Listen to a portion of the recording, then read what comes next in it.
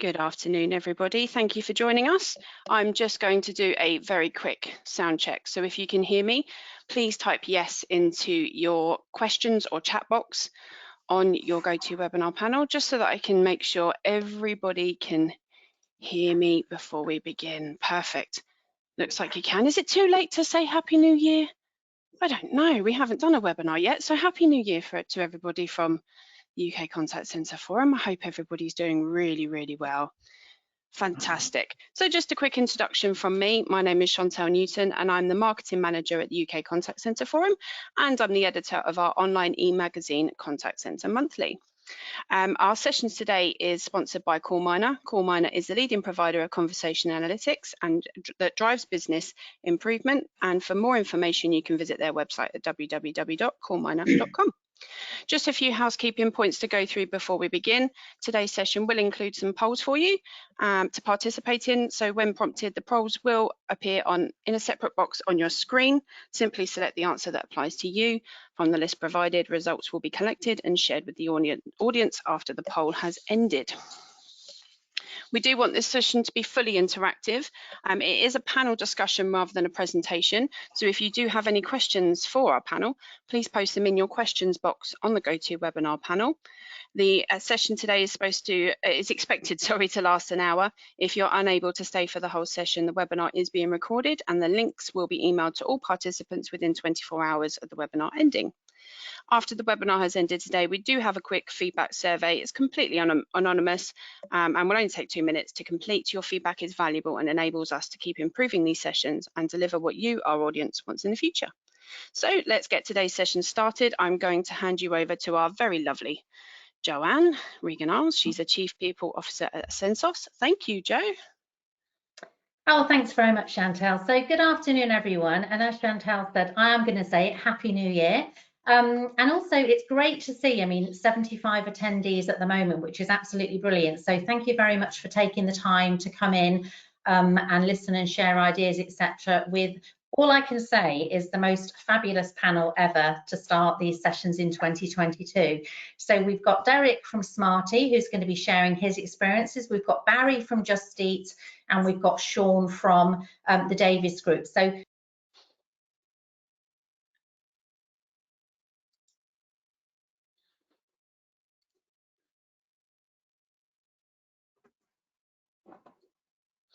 Hope we lost Jo. Sorry, I was unmuted then, wasn't I? So I don't think you heard any of that, and my apologies. So just a good afternoon, everyone. Lovely to see you all, and thank you very much for dialing in. Happy New Year. We've got we've got around 76 people attended today, which is absolutely brilliant. And I think it's such an important topic that everybody still, wants to share best practice. So we've got Derek from Smarty, which is amazing. We've got Barrie from Just Eat, and we've got Sean from the Davies Group. So I'm just going to do a quick introduction from the most fabulous panel I could have ever imagined having at the start of 2022. And as Chantel said, I'm the Chief People Officer for Ascensos. So we're one of global leading outsource organisations. So it's great to be able to share all of the thoughts with you. So Derek, would you like to do a quick introduction, please? Yeah, sure. Hi, everyone. I'm Derek Donaldson, so I'm the head of CX and delivery for Smarty. And I'm literally just new into the role, only 3 months into that. Prior to that, I spent 18 years in sales contact centres with Sky. So nice to meet you all. Brilliant. Thank you very much, Derek. It's great to have you on board today. Barrie? Hi, everyone. Yeah, similar to Derek, I'm new into my role. So I'm Talent Acquisition Manager for Just Eat in the UK. I joined in June last year with the remit to specifically look at the insourcing program that we're running at the moment from a talent acquisition perspective. And prior to that, I was a director at CCA, one of the specialist contact center recruiters, and was with them for 8 years or so, but with 15 years experience of recruiting into the contact center industry in the UK. Brilliant. Thanks ever so much, Barrie. And finally, Sean? Good afternoon, everyone. Lovely to virtually meet you all. So I run Davies Group Management Consultant business, and we work with UK and international organisations to basically help them better understand their customer-facing operations, and a big part of that obviously includes contact centres. I've been in the industry for about 25 odd years, working around different parts of it, and hopefully we bring an interesting extra dimension to the conversation today, because as well as sort of being privy to a lot of the experiences and helping organisations, probably quite similar to some of those on this call, understand some of those challenges. We're also part of a business that operates around 1,600 contact centre seats and provides services into regulated markets. So we definitely get to see all sorts of interesting dimensions to this. But lovely to be on the panel today. Oh, brilliant. Thanks very much, Sean. So again, everyone, you know, we've got a brilliant group of panelists today, and the subject that we're talking about, I know it's probably close to all of your hearts. It's something we've all been living with for the past couple of years now, and it's around, you know, the whole recruitment and retention, you know, in the industry we work in, which is the contact centres. So as Chantal said as well, we've put together some polls. So if you could start completing any of those, that would be brilliant. And also from our point of view as well, we're really looking as well to get as much interaction we can on the chat. So, you know, when I've done one of these before Christmas, you know, we had loads of questions and everyone had the opportunity to learn and ask questions, which was just great. So if you could do that as well, that would be brilliant. So if we think about, you know, recruitment at the moment, we're constantly hearing in the news, aren't we? There's a great resignation. People are leaving in the droves. And then I saw an article yesterday that actually said people aren't actually thinking of leaving. People are actually concerned about, you know, their household bills and about their well-being. So, you know, recruitment is something that, you know, I think we've all probably over the past couple of years, you know, had, you know, different challenges or can share some great ideas. So I just want to first of all, you know, go over and talk to Barrie about this. So Barrie, you said that, you know, you joined Just Eat in June. So can you talk us through from a recruitment point of view, you know, some of, if any, some of challenges that you may have had? Yeah, absolutely. So in terms of where we're at, maybe if I give a little bit of context and background to what we've done. So or Just Eat Takeaway, should I say, is the merged entity between Just Eat, which was the business that we know in the UK, and Takeaway.com, which had a huge presence across a number of European countries. And as those two businesses came together, you know, the senior management team was kind of ironed out, and the CEO from Takeaway.com, Jitse, who was the founder, now manages or leads the whole business. And one of his kind of core principles is around getting close to the customer. And ultimately, Just Eat at the time outsourced all of our contact centres to a number of different providers across the globe. So as we were looking to kind of get close to the customer, we have, in the legacy Just Eat business, we took the decision to insource all of our customer service. So whilst the kind of programme has a big impact on the UK, it's not just the UK that we've been looking at. The programme actually also takes into its remit Spain, Italy, Australia, and Ireland, which has actually given us a really interesting pot of challenges to overcome in this insourcing programme. But the UK is by far the biggest market. So and it's been quite heavily publicised in the press that we created 1,500 or so new jobs up in the northeast. So we have built we're building a new contact centre in the northeast. So from a talent acquisition perspective, rather than building a huge internal team, we actually outsourced the recruitment, the training, and the build of that contact centre to an outsourced partner, and have worked very closely with those guys over the last coming up to 12 months now to hire those people in. But I think it's fair to say the challenge of hiring 1,500 new employees into a client-side business has been fairly vast, and that partner's done really well with the volumes. And there's been a lot of talk around there being a lot of opportunities on the marketplace, and one of our biggest challenges has actually been the sheer volume. Now of applications that we've received. Now we have been very fortunate that we have a brilliant brand.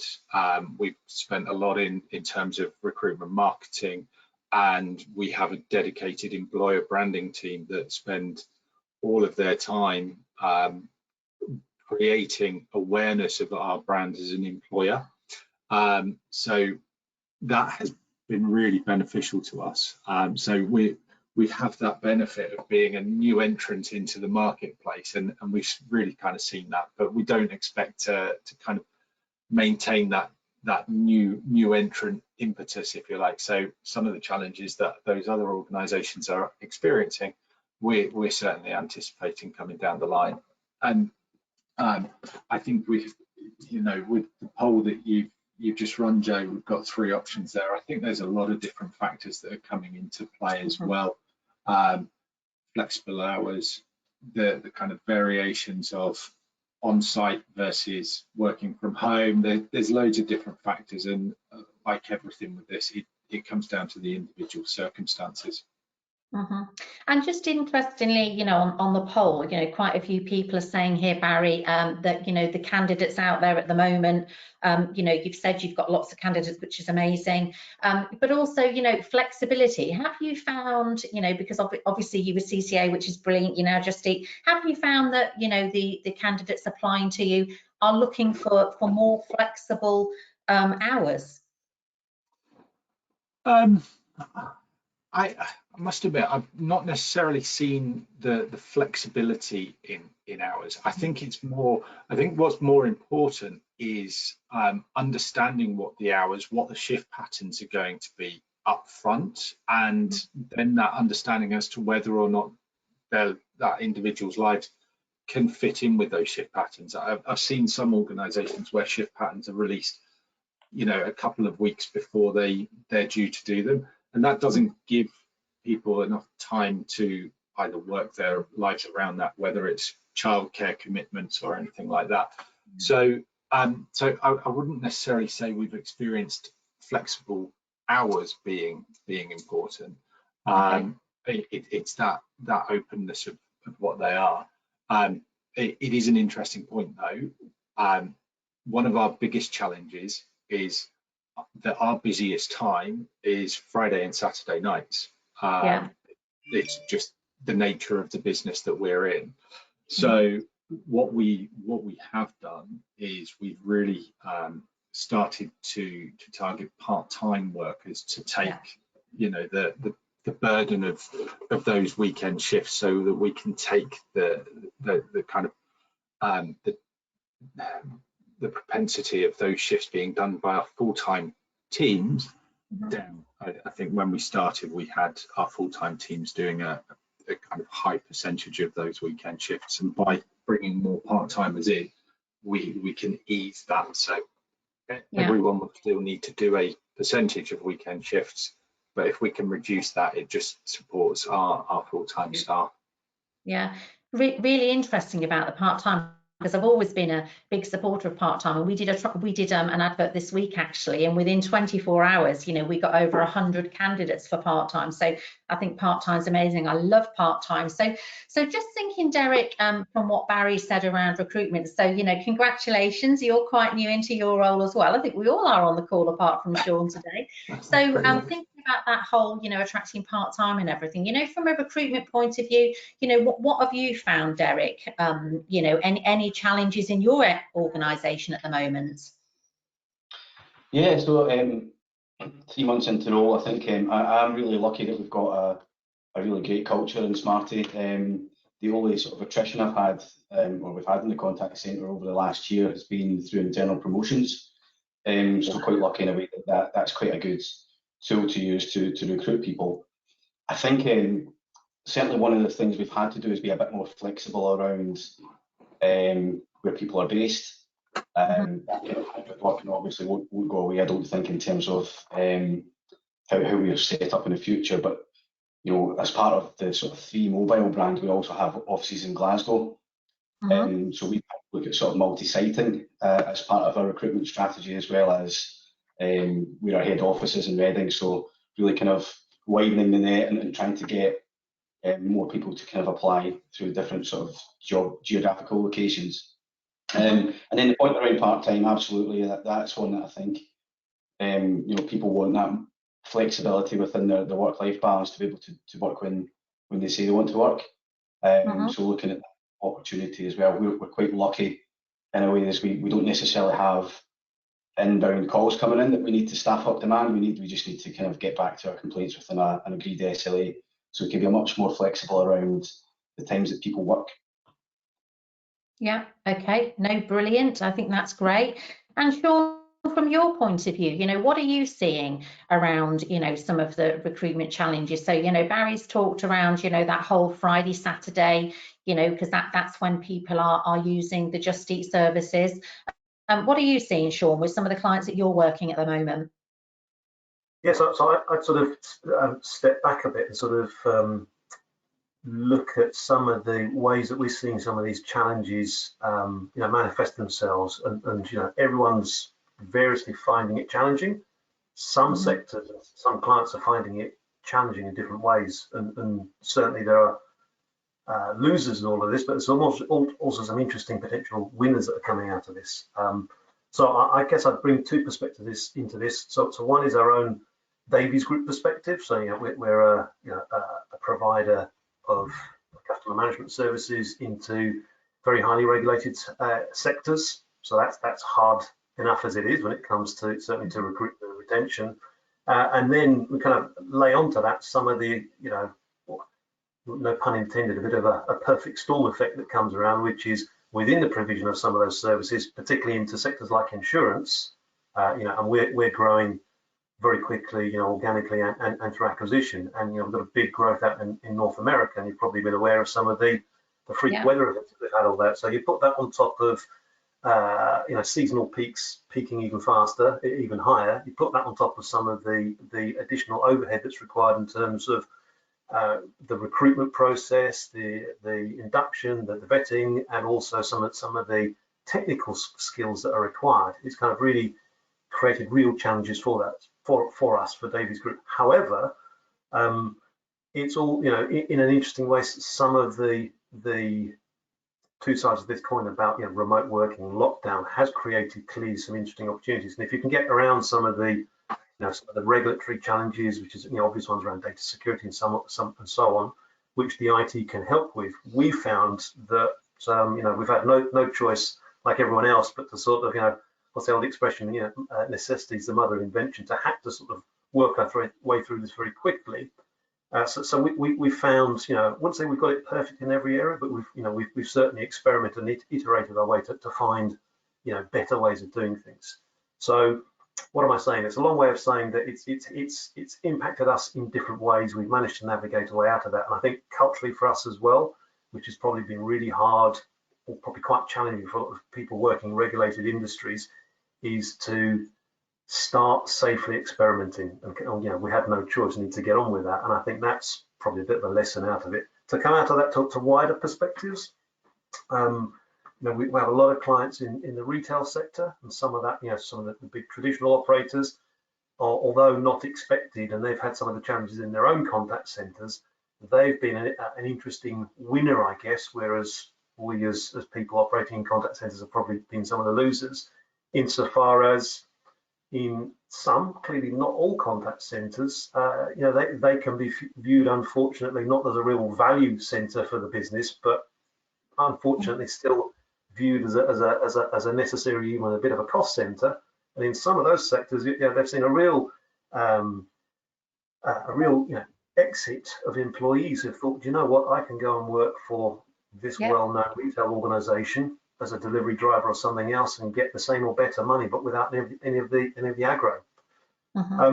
We then had other sort of online retailers who, for example, where the contact centre was always a really small part of their business, but lockdown has really just seen their business skyrocket, and all of a sudden they've really had to kind of get to grips with what does running, recruiting and retaining a contact centre operation really mean. And then we've got other sectors like travel, where at first you think, well, these guys are really kind of feeling the pain, but actually, we've got some travel clients who, as a result of obvious economic factors, people haven't been able to go out and spend money on doing the normal things, and they're spending it on doing out the homes. And we've got some clients whose demand has gone through the roof, when they've got people who want to spend their money booking for holidays 2022, 23, etc.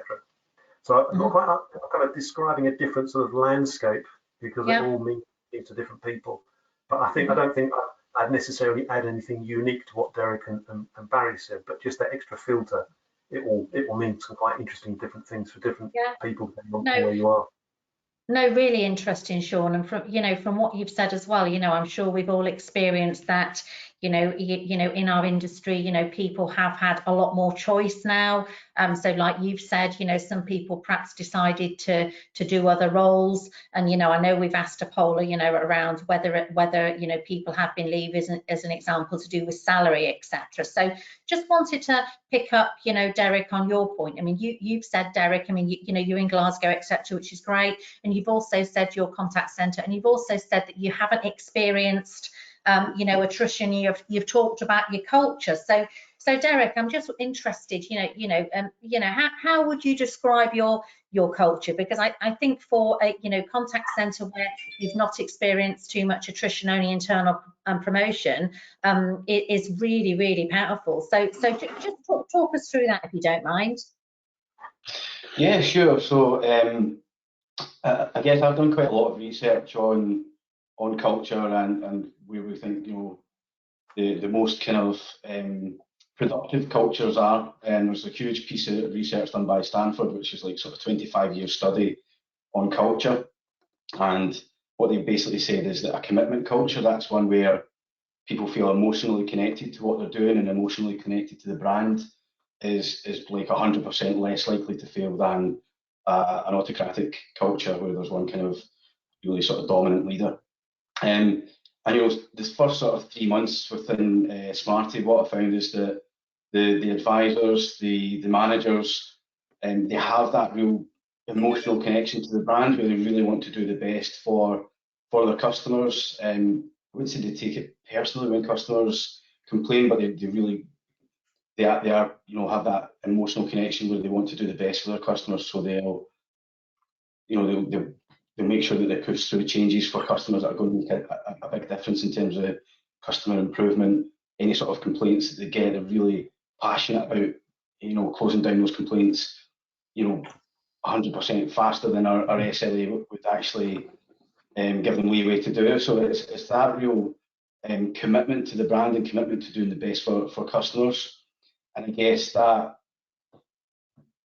plays through into their sort of development as well, and why we've seen so many sort of internal promotions. People moving into more senior roles within the contact centre are actually moving into either our customer comms team or a marketing function as well. So having that real sort of grounding and passion for customers being, I think, pivotal in people's progression as well.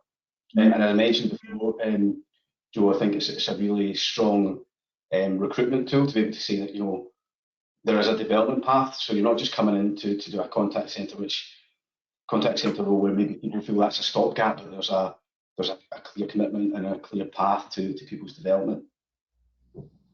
And have you had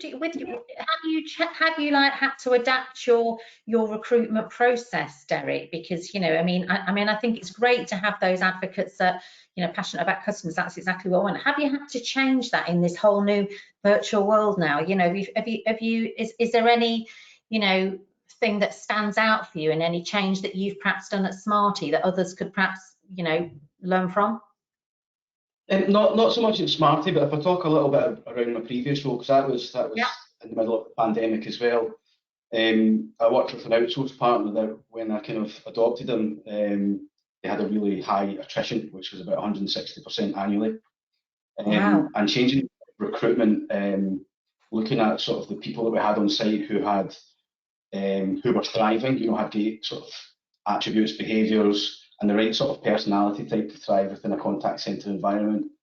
Getting those people more involved in recruitment, as well as sort of tailoring your recruitment to attract more people with a similar personality type, was really important, and really changed the way that we sort of recruited people, so that they weren't coming in as it was a stopgap. It was a place where they felt there was more of a community feel, and they would get the help they needed to progress in their career. The personality stuff that I talked about, and we were all really scratched on the surface of this, but I've done another big piece of work in my previous role around personality types, and I talked to a company called Harvard, who actually do recruitment for Netflix. And Netflix are quite ruthless. They'll do a personality test as part of their employee screening, and they have a pass or fail. So if you don't have the right personality test, they reject you for a contact centre role. And what Harvard was saying, that Netflix actually, when they get the right personality type, and they have a sort of 1% attrition rate on those personality types, because they've got the right person that was going to thrive within that environment. But like I said, they've really scratched the surface in terms of that research, but I think there's definitely something in that, looking at personalities that will thrive on either handling complex complaints and get a thrill from kind of resolving that for customers, or people who are they really value the routine of coming in and working in a contact centre, handling their calls and knowing where they're at. So there's definitely some personalities that will thrive. Yeah, really good point about the technology there, Derek, as well. And I just think, from my own experiences as well, is because, like, when they're at the moment, I think on Monday there was like 1.2 million vacancies in the UK. So there's so much choice for people now, isn't there, with regards to, where they can go. One of the things that, I've always, made sure is that, we always get back to people really, really quickly, when they apply for a role. So, some organisations, as an example, would lengthen the recruitment process during the pandemic, whereas I've always been an advocate of getting back to people quickly and making sure that a candidate has a connection with the new employer, etc., and really feels excited about what they can offer. So Barrie, just talking on that for a moment. I mean, you said you have lots of applicants coming through to Just Eat. So is there anything again that you could give us as some advice? I mean, I know, like you've said, you're starting up. It's brilliant for the northeast, and you've had lots and lots of candidates wanting to join. So what about the timescales of your recruitment process? Just talk to us about that, if you don't mind, Barrie. Yeah, absolutely. I think timing is one of the most important factors to enhance candidate experience and ensure that conversion. And actually, it's one of the things that we're working really hard on at the moment, is reducing that time between a candidate applying and being offered the role. It's one of the key things that we're trying to reduce at the moment. And actually, I was thinking in terms of the first poll that you ran, Joe, I think there was 50–60% of people saying that the volume of vacancies that are on the market at the moment was their big challenge. And I think the majority of organisations would, if we look at why that is the challenge, is because their recruitment experience for candidates is taking longer than others, and especially when we're talking about the front line, where there isn't necessarily that loyalty to a brand or to an organisation. People will go and accept the first role that's comes to them in a lot of circumstances. So, but it also ties then into a couple of the other points that you were talking about as well, and Derek, the use of technology. So, just with the volume of candidates that we are receiving at the moment, we are just in the process of implementing a tool very similar to Harvard in the way that it works, so that we aren't relying on our recruiters being back in contact with a candidate within 24 hours. We're not relying on kind of our recruiters having time in their day to do a telephone screen or an interview. Actually, what we're going to have is we're having an immersive experience that enables the assessment of the candidates, but also getting them brought into what we're trying to achieve at Jet, which is all instantaneous through either chatbots or through their kind of online journey. We haven't gone live with this just yet, by the way, so if you kind of go and test it, you won't see it as yet, but we're in the final stages of it. But the whole purpose of that is for us to be able to deliver a great candidate experience and focus our recruiters on doing value-add activities with those candidates, which is more once we've confirmed that the candidates are both able to work the shifts that we have and commit to those, when they know that where the location of the contact center is that something that's applicable to them, so that actually our recruiters can focus on getting them excited about what we do here at Jet. And I think that's something that's been really important to us. And then just touching then, Derek, on the points around culture, I think it's vital to us to have people coming in that understand the culture of Jet, but importantly to us as an operation, retaining those employees as they join us. That process doesn't start when they're looking to leave. Retaining those employees starts on the day that they start their employment with us. It's about the onboarding. In fact, actually, it starts before that, because our trainers, rather than meeting our trainers on day one, our trainers do some familiarization sessions before they start training, so in a more kind of social capacity, just so that there is that comfort. Any anxieties about starting a new job, we're trying to address those before they actually join us in that day one training session. So we do a lot of work around being inclusive, about trying to give them the best experience that they possibly can throughout each touch point, both pre-joining and post-joining. Yeah, no, thank you, Barrie. And I think you raise a really, really good point about that whole onboarding, because, you know, with the amount of recruitment going on in our industry, you know, if you're planning, you know, in the months ahead and you have lots of candidates, it's then keeping those candidates warm so that they're then not, you know, snapped up by another organisation. So the onboarding, I think, is crucial. So Sean, just moving on to you from that point then, from talking about you know, the whole onboarding piece and everything like that, you know, what's some of your thoughts on that, and what's your experience with some of your clients around, you know, ensuring, you know, inclusion of the brand, etc. Any thoughts on that?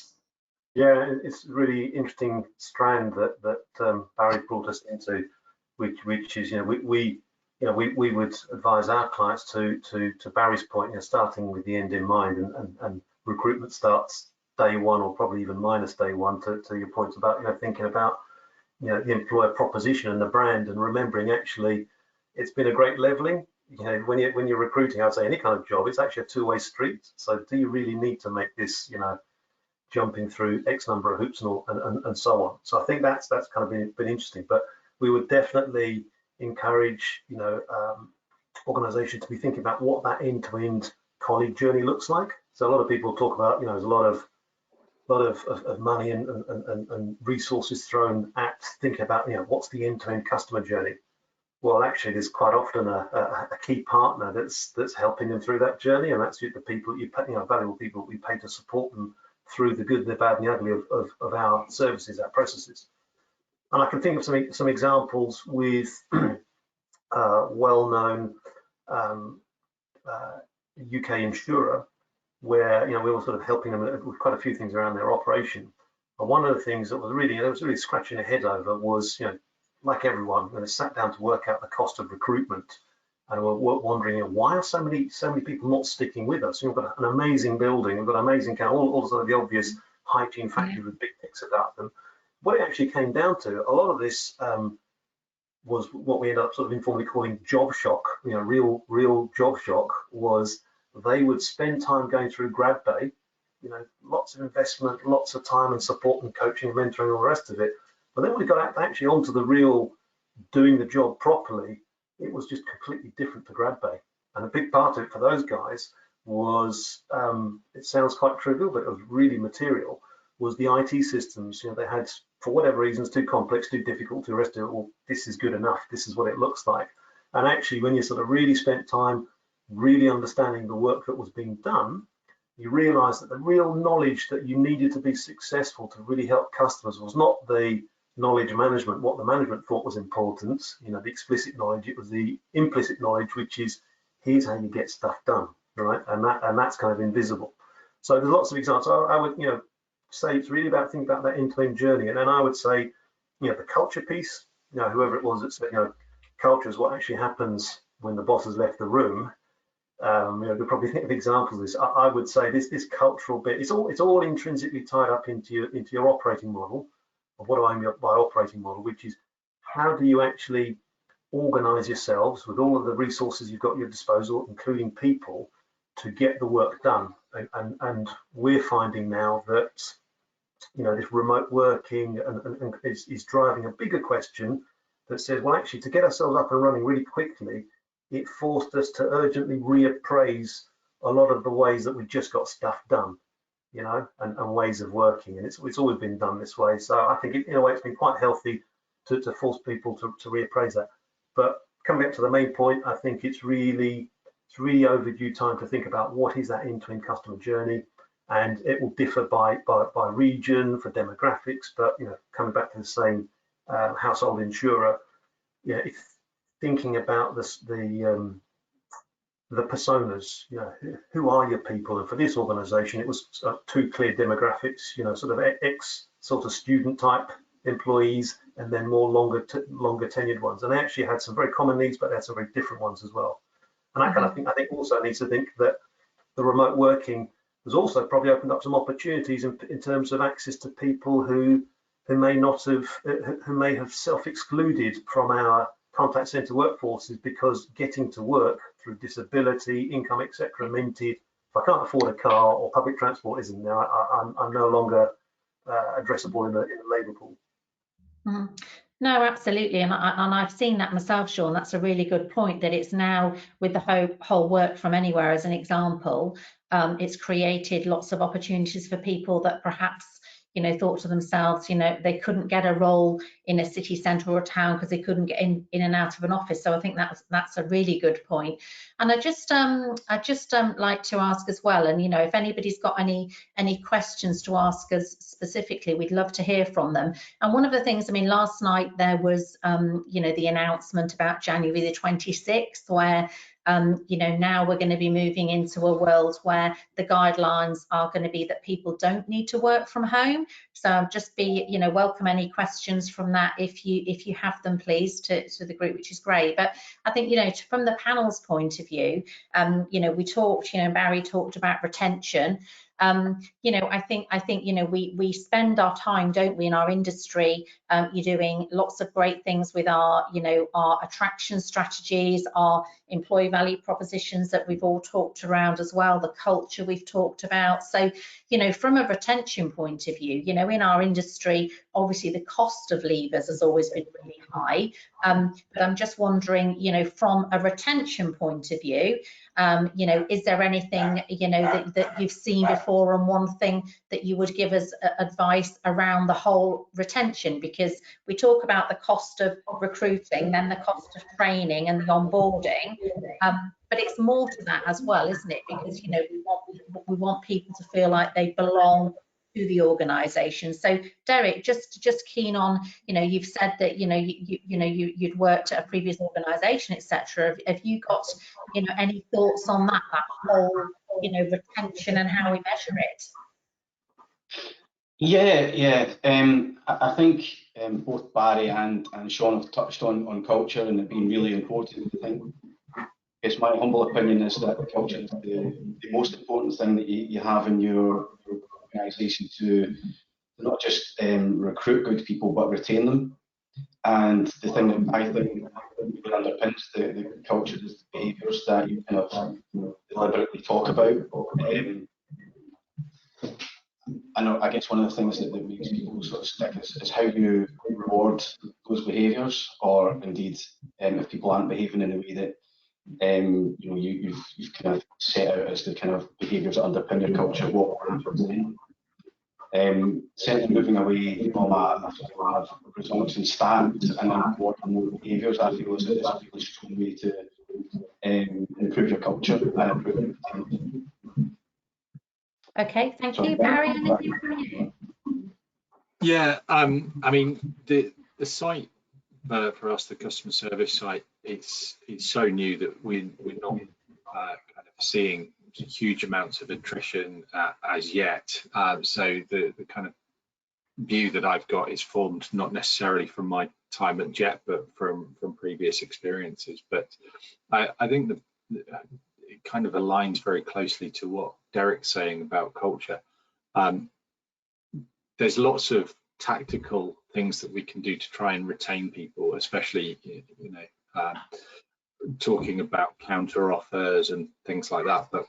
But in my view, if someone's made that decision to leave, or you're experiencing a high degree of attrition because people are willingly looking to move on, there's something fundamentally taking place in the organisation that is allowing those people to leave. So for me, it's more about addressing what those things are. So whether that be kind of reward and recognition of those individuals, is it the way in which they're being managed, is it the kind of day-to-day tasks that as a business we are trying to you know, eke every last bit of blood out of that individual. You know, it's those things that I think are really important to address first before, you know, if you're not experiencing attrition, then great, but keep your eye on those types of subjects before it becomes a problem. As I say, there are lots of tactical things that you can do,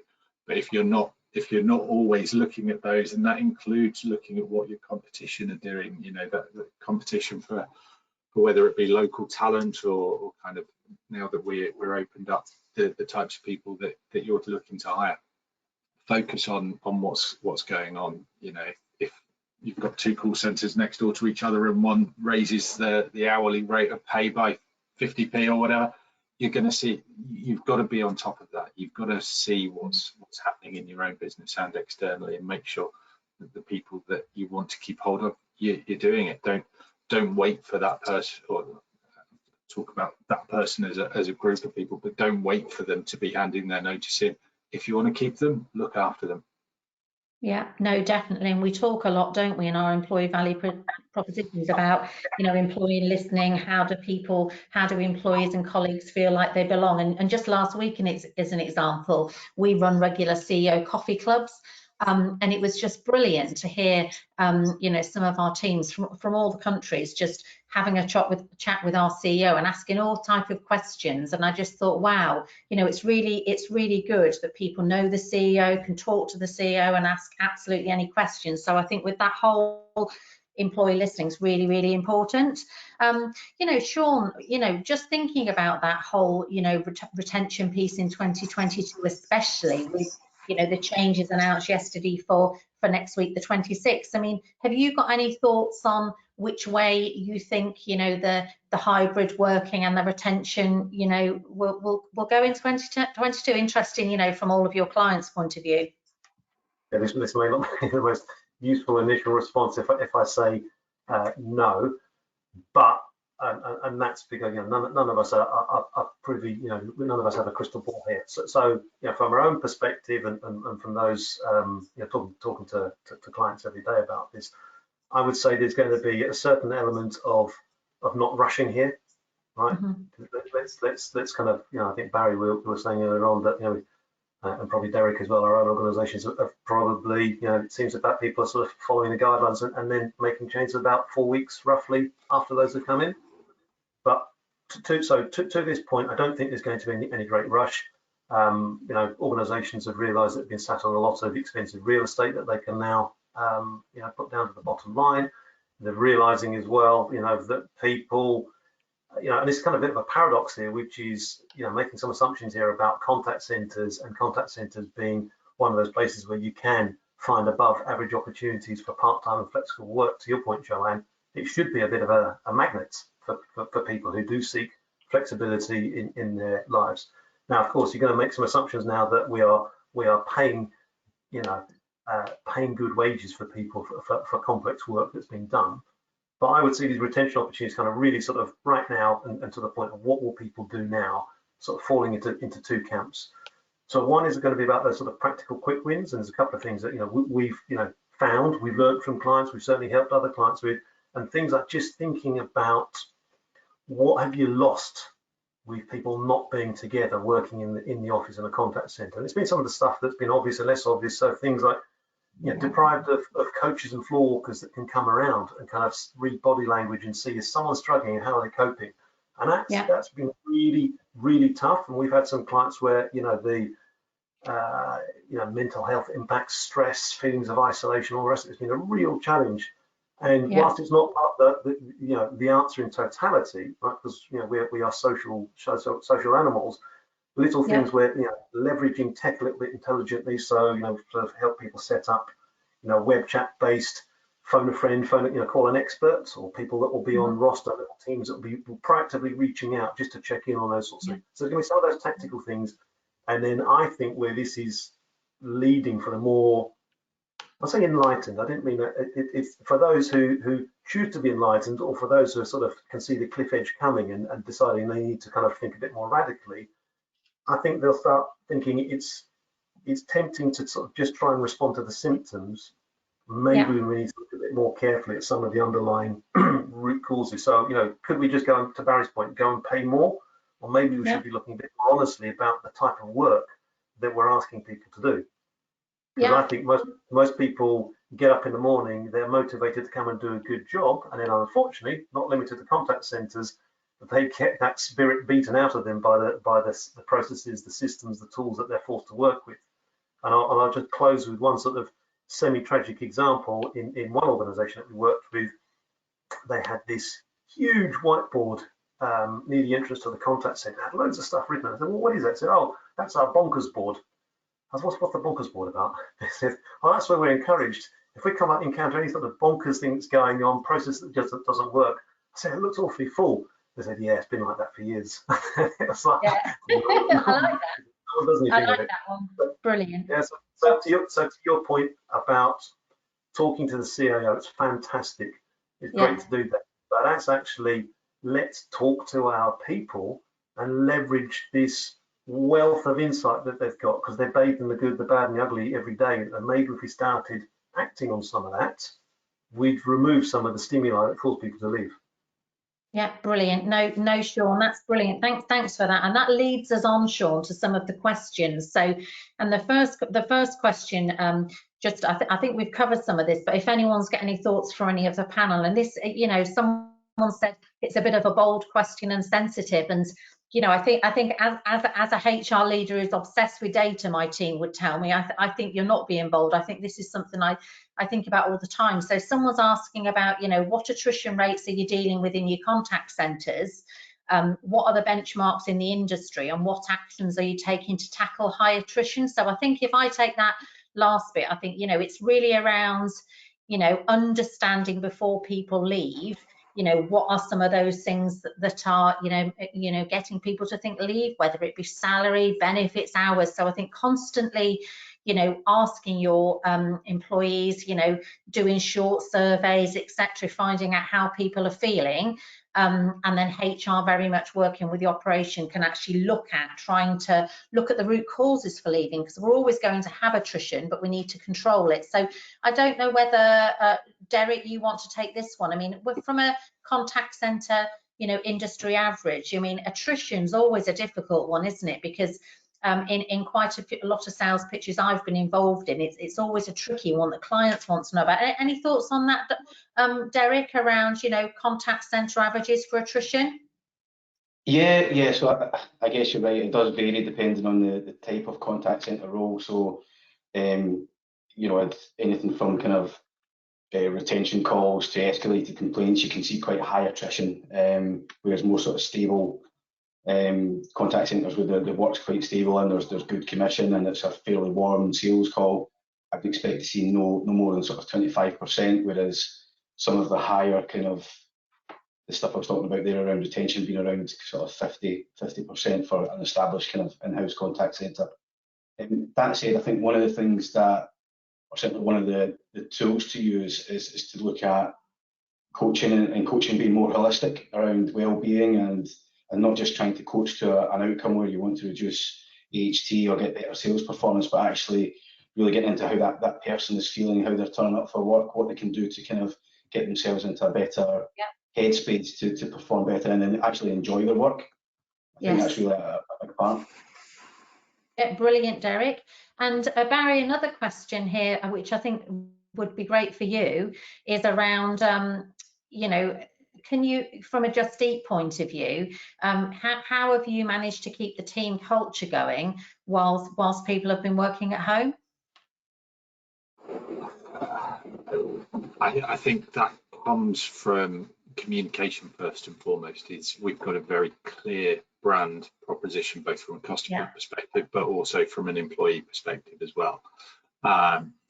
And our communication comes from the top. So we have company all hands monthly. So where our CEO talks to our 9,000 global employees, and also that is an open forum for questions as well. So it isn't just a kind of pre-recorded message that comes down about what's going on in the business.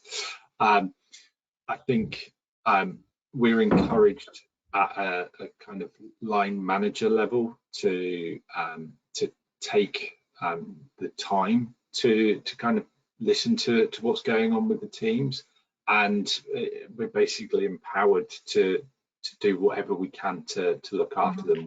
We have again got lots of tactical things going on in terms of well-being. We have online yoga throughout the year last year and all that kind of stuff as well. But I think the bits that Derek was talking around about culture, making sure that people are clear in what their job is, and Sean as well saying people want to do a good job.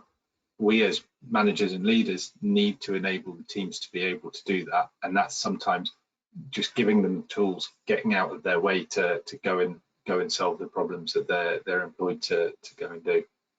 Yeah, but brilliant. It does kind of stem from that very clear position that we have, both as a kind of customer brand and employer brand, and that is very clear. No, I think that brand thing's so important.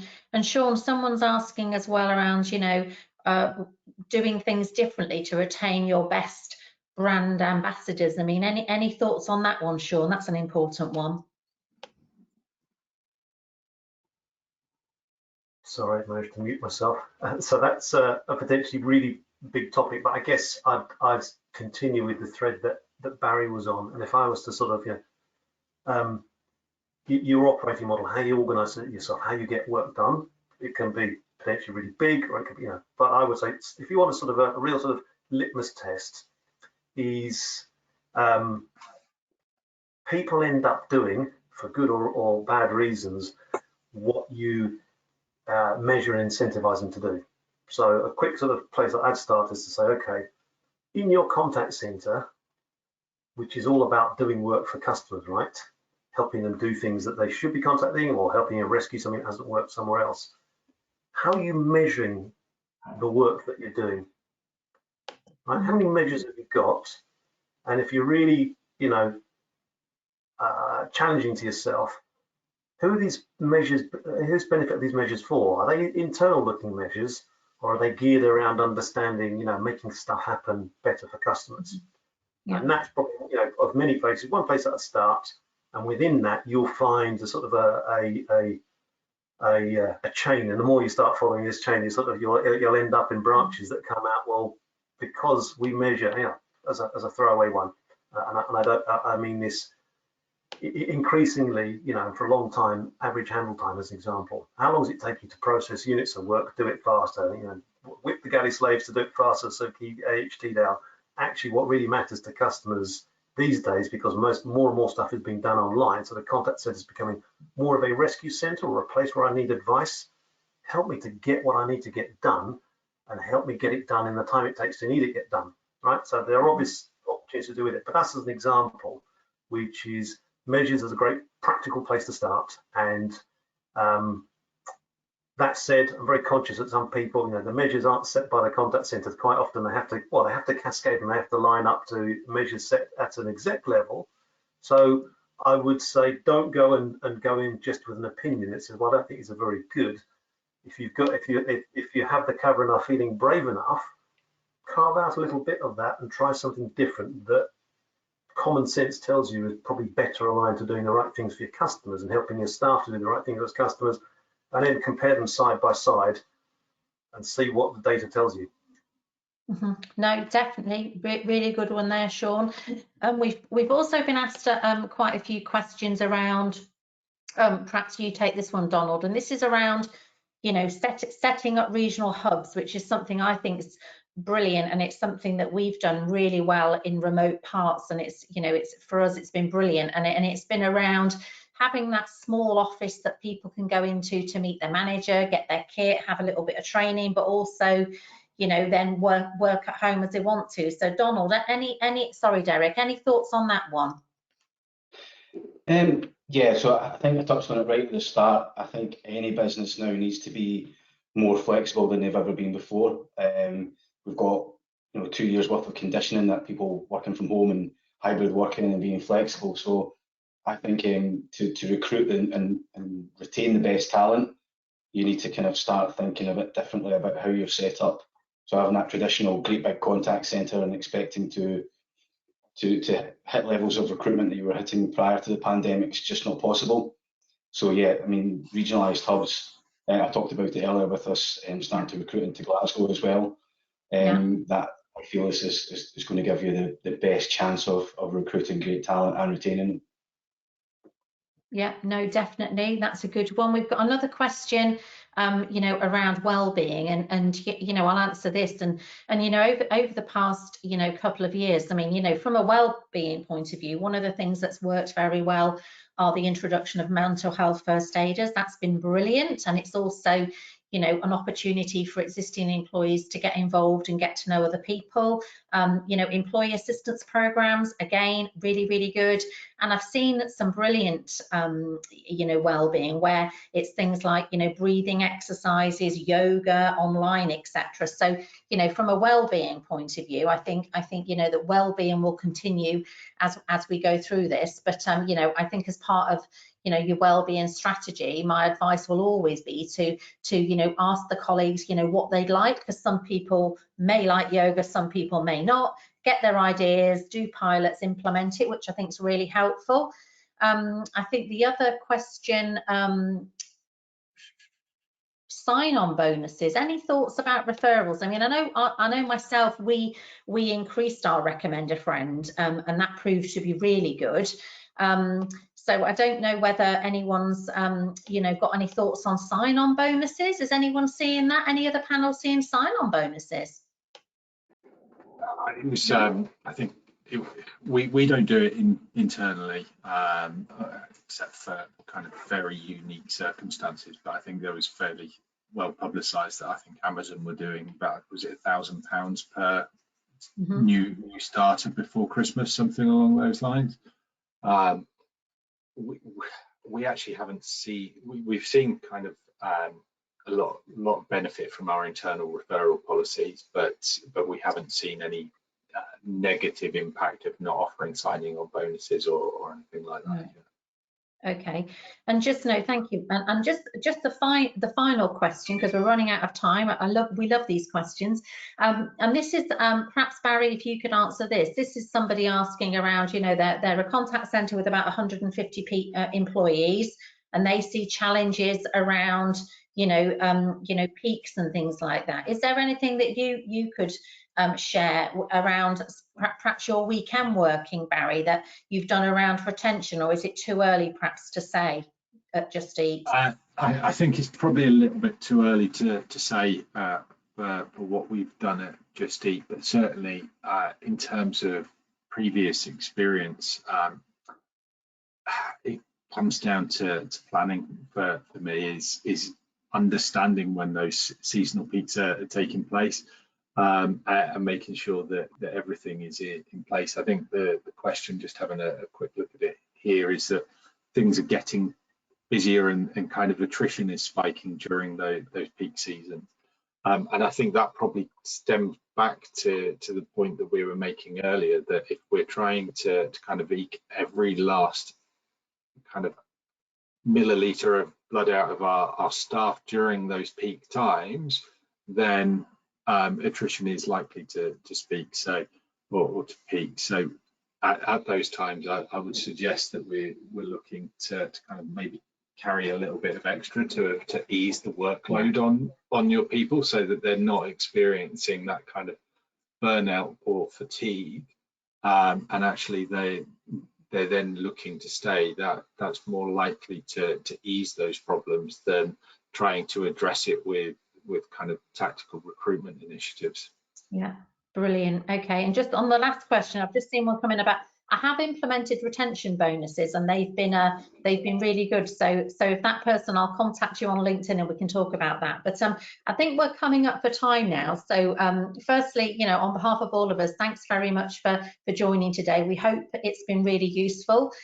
You know, you can contact any of the panel on LinkedIn to carry on any of the conversations. And we'll also, any questions that we haven't answered, we'll work with Chantel to get those answered for you. But also from me, thank you, Derek, thank you, Sean, and thank you, Barry. It's been really great working with you on this panel. We've had some great insight, and it's been brilliant to start the year with these with these webinars with such a great panel, and you know, some great questions and some great debate. So thank you very much. I mean, Chantel, over to you.